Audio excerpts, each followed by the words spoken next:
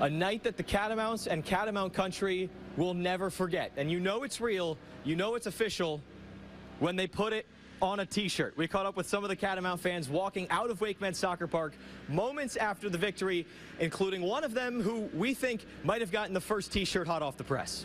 I ran over here right away. Maxie Kissel did it once again, baby. Are you the first person to put that on? I might be the first one to have the shirt on. Let's go. One for the whole family right here. Get yours now while they last. I think the conversation that stuck with me the most was we talked to a high school senior that lived in Raleigh. And she had a Vermont sweatshirt on. And when we started talking to her, she said, I just got accepted into the University of Vermont a couple of days ago. I'm going to be a freshman next year. So, but these are the things, it's just, you think, oh, small world, but that's her first memory as a UVM Catamount, winning a national championship in her backyard. You know, Cary, the Raleigh area, famously not right down the road from here. If anybody traveled there for the championship, you know all about that. But that's her first memory, and first impressions are so meaningful, and when you can share that with your friends, that could spark a lifetime of passionate fandom and a connection with this community and the school that you'd be really hard-pressed to get organically another way. He welcomes in a new baby boy on Thanksgiving morning, and that night he flies out for their next round game. It's just unbelievable. And the baby Russell made it to the national championship and he was in so the house. little. I would say good luck charm, but they had won 5 games before that. But I know his presence was super special and meant a lot to Rob. And what a busy month. He goes from a national champion to changing diapers. National champion head coach Rob Dow. It took you guys a little bit longer to get up here. How many people were stopping for selfies, for autographs? What was that like? Walk us through it. This is way beyond my expectation.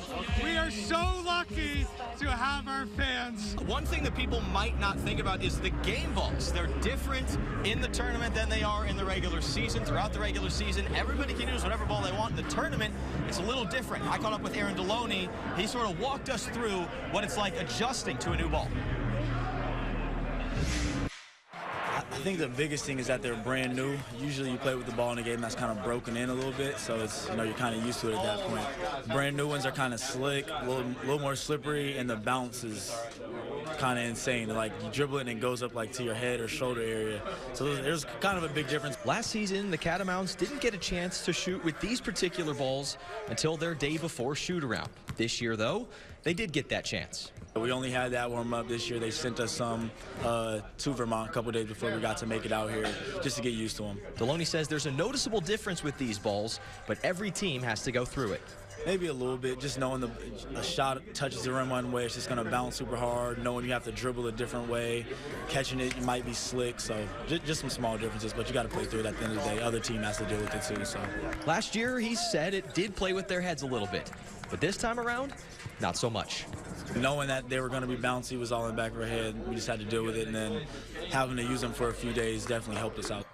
In the midst of a 4-game winning streak, the UVM men's hoops team is getting key contributions from plenty of guys throughout the rotation. Some old faces and some new, including one who hadn't played anything more than a pickup game in almost 4 years.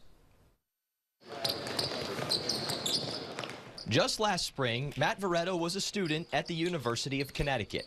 His lone season playing college hoops for the University of Delaware was 3 years in the past, and he thought his playing career was as well. Graduation was approaching, and his post-grad life was waiting for him. I did think I was finished. I accepted a job in New York City. I was ready to, kind of move on to the adult world a little bit. But he couldn't quite scratch the itch of being on the basketball court. A few days before the transfer portal was about to close, it kind of hit me where I really just had that drive again, and it kept coming throughout the 3 years, but that was the most serious point. So once that happened and I entered the portal, I just gave it one last shot, and I said if I'm going to get offered by any schools and they're going to trust that I'm going to be able to play there, then I think I'm going to do it. UVM was one of those programs interested in Veretto as a high schooler, and even without a long college resume, they still liked what they saw in his game. So they picked up the phone, and he answered. As soon as I entered the transfer portal, Coach Schneider reached out and decided he wanted to give me a chance to work out here. And that was really kind of just where it kicked off. I was up here 3 days later, so that was, you know, really exciting. Getting back into playing shape didn't happen over those 3 days, but Veretto powered through anyway. You know, about 15 minutes into the workout, he had his head in the garbage can, you know, and it was like, oh, you know, and you know, he took a couple minutes, gathered himself, and then just went right back at it for another hour. And actually, we had, you know, we were like, you don't need to try to rip the rim down every time you finish. And he's like, okay, and then he ripped the rim down again. You know, like he has one speed, you know, and you love that about him. That workout would prove to be symbolic of his Catamount career thus far. He missed most of the summer dealing with injury, but came back and ended up playing 27 minutes in the Cats' first exhibition game. I think the nerves kind of got to me a little bit. The nerves, the conditioning, kind of everything. But after a few games, I kind of settled in a little bit. Just kept hitting the practice floor hard and just trying to get back in shape. From there, Becker and the coaches planned to ease Veretto back into the rotation. But injuries in the front court have changed plans a bit. I thought, all right, we can bring Matt along, you know, and be patient with him as he kind of works off the rust. But he's accelerated that process, and you know, now he's starting.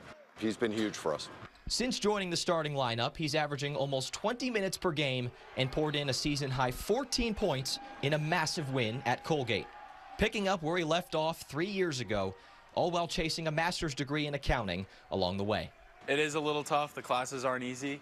But I've been able to balance it, even being on the road and everything. I think the coaches have been really helpful in, you know, making sure everybody does their study hall hours, and I think that's the biggest thing, is just constantly putting the work in, you know, both on and off the court, to make sure, you know, there's no issues. Veretto is 4th on the team in three-point shooting and is shooting 42% from deep during the Cats' current winning streak. Spencer Potter's home has a view that will stop you in your tracks. But even that view can't distract from what sprawls throughout his property, a 6-hole public golf course that he crafted himself. We were having dinner on the patio over here with a good friend who was a golfer, and he said, oh, it'd be fun to pitch across the pond to the knoll over there.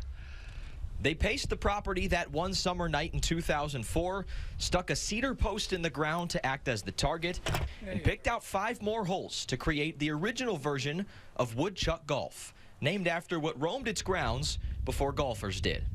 It got its name because I had over 100 woodchuck holes to fill in. They kept caving in for several years. Fortunately, that has stopped. Since its initial phase, it's transformed to a real course. The shortest hole is 104 yards and the longest is 290. Tee times are required. As Spencer says, it's real golf, just with a few added obstacles. On number 6, you got to hit basically up and over a burn pile to get onto the green. Not a whole lot of places you hit over a burn pile.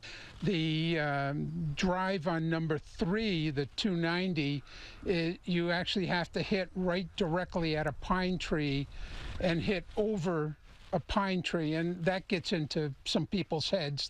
Before sharing his home with the course, he was never a huge golfer. In fact, he still works as a tax assessor, keeping woodchuck golf in playing shape in his free time. We have 2 greens mowers, one set up for the green height and one set up for the collar and the fringe and fairways, and that I do with a 0-turn mower. So essentially I got to mow everything every 3 days. Spencer never advertises, but a quick internet search will take you up a short, hilly dirt road in Waitsfield, where what was once a grassy field with stakes in the ground lies a 6-hole golf experience you'd be hard-pressed to find anywhere else. We've met just hundreds and hundreds of really delightful people, and often get a chance to visit with them a little bit and whatnot. And we ask for donations to the food shelf, and people have been extraordinarily generous. UVM men hosting the Cards from Plattsburgh. Just a quick trip from over the lake, and this one was all UVM from start to finish. First bucket of the game, Aaron Deloney to Matt Veretto for the two-handed slam. 8 from Veretto in just 16 minutes of play. Later, Veretto kicking to TJ Long. 3-ball, corner pocket, that is good. Long 6 of 7 from deep. He led the way with 20 points. We were scoreless all the way until the third, until Natalie Malinkova does this. What an effort. Malinkova's 4th goal of the weekend and 5th in her last 3 games. 1-0 UVM. The Catamounts and Maine battling in the postseason for the 2nd time in 3 years. And this one had a little bit of everything. A dramatic championship match that started fast for Vermont. Just 4 minutes into the contest, Emma Warren with her 1st goal of the season. That's how you start a title game. 1-0 Vermont. 18 minutes into the game now. Guess who? Lauren DeGroot. Her 8th goal of the year, 3rd of the postseason. A point for her in 6 of the last 9 games. 2-0 Vermont midway through the first.